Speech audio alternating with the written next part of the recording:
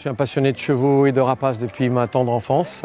J'ai commencé un petit peu par, comme tous les enfants, par les poneys, tout ça, voilà.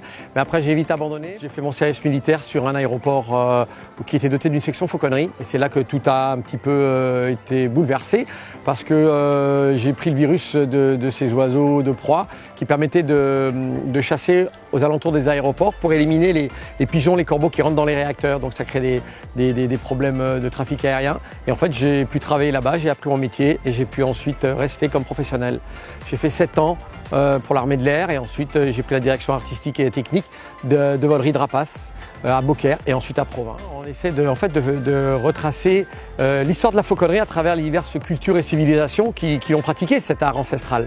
Et donc ça nous permet également lors de ce spectacle de faire voyager un petit peu le spectateur dans un tableau oriental puisque c'est encore au Moyen-Orient que les seigneurs arabes utilisent le faucon. Ensuite, on transporte bien sûr le spectateur dans l'épopée du Moyen-Âge, puisque c'est l'âge d'or de la fauconnerie, en tout cas en Europe.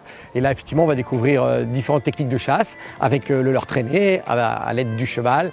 Et ensuite, bien sûr, on part sur d'autres tableaux, que sont les tableaux kazakhs, très importants, puisqu'encore aussi de nos jours, en Mongolie, au Kazakhstan, au Kyrgyzstan, on a encore toujours ces berkouchis qui utilisent le cheval, bien sûr, pour emmener l'aigle en chasse traditionnelle. Et comme ça, au fil de ce spectacle, on fait découvrir ce monde des oiseaux de proie, petits et grands.